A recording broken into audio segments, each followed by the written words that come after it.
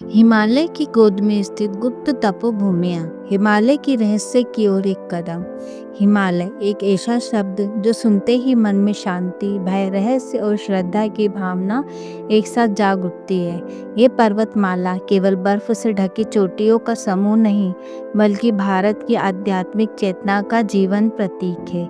यहाँ की घाटियों, गुफाओं और निर्जन स्थानों में हजारों वर्षों से ऋषि मुनियों, योगियों और सिद्ध पुरुषों ने तपस्या की है। यह भूमि अनगिनत गुप्त तपोभूमियों से भरी पड़ी है, जहाँ आज भी कई रहस्यमयी साधक साधन में तीन अदृश्य, अलौकिक और सामान्य दृष्टि से परे हैं। अगर ये मेरी कहानी पसंद आए तो प्लीज़ लाइक और चैनल को सब्सक्राइब जरूर करें और कमेंट में लिखें कि आप मेरे से किस टॉपिक में स्टोरी सुनना चाहते हैं।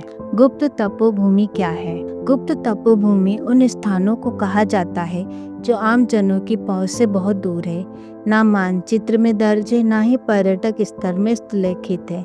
ये स्थल प्रकृति के बीच छिपे होते हैं, जहाँ केवल वे ही पहुंच पाते हैं जिन्हें स्वयं नियति बुलाती है।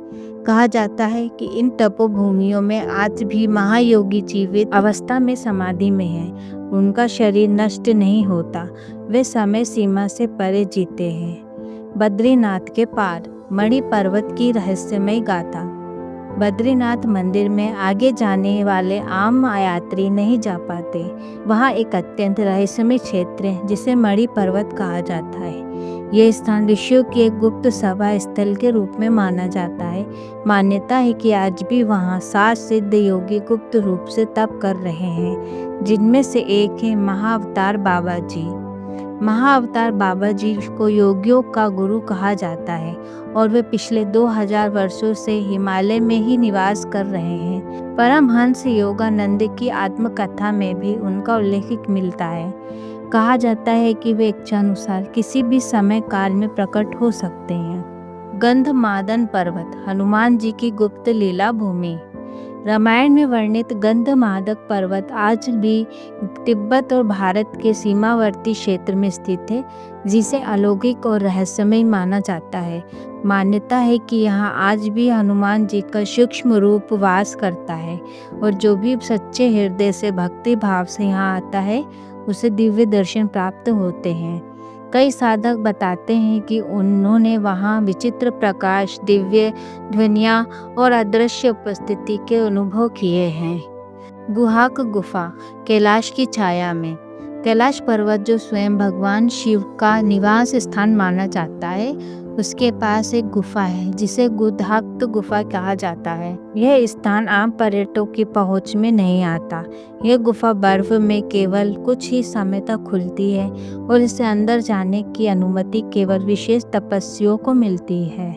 कहा जाता है कि यहाँ भगवान भैरव के एक रूप की पूजा होती है और यहाँ तप करने वाले योगी अशुद्ध शक्तियाँ प्राप्त करते हैं। इसके बारे में बहुत कम जानकारी उपलब्ध है, लेकिन कुछ तिब्बती लामा इसे सिद्धियों की भूमि मानते हैं। चौथा है सप्त ऋषियों की गुफाएं उत्तरकाशी के जंगल में।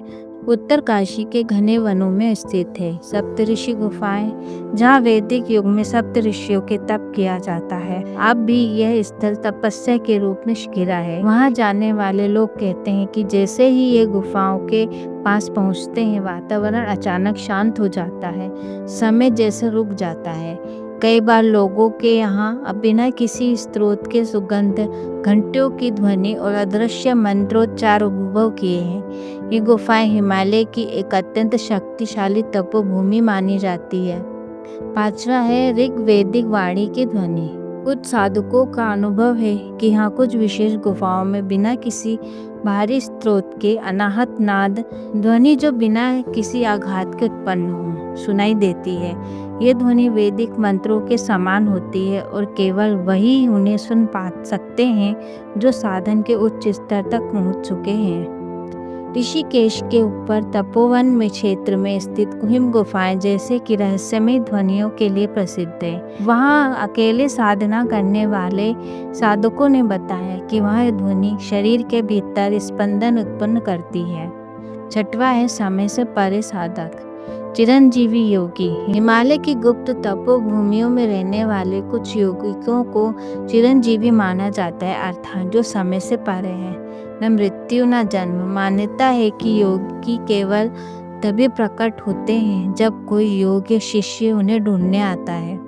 कुछ प्रमुख नाम जो इस परंपरा से जुड़े माने जाते हैं: महाअवतार बाबा जी, त्रैलंक स्वामी वाराणसी में प्रकट हुए थे। वे मूल साधना हिमालय की थी। गोरखनाथ, जिसका संबंध गोरख पीठ से है, लेकिन योग बल से ही हिमालय में विचरण करते हैं। सातवां, साधना का विज्ञान। क्यों है ये स्थल विशेष? इन गुप्त तपोभूमि की सबसे विशेषता यह है कि वहाँ का वातावरण, ऊर्जा और कंपन साधना के लिए अत्यंत अनुकूल है।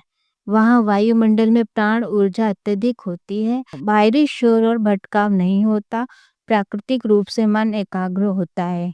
यही कारण है कि प्राचीन काल में ऋषि मुनियों ने हिमालय को तप का सर्वोच्च स्थान माना है। हिमालय बुलाता है उन चुनिंदा को।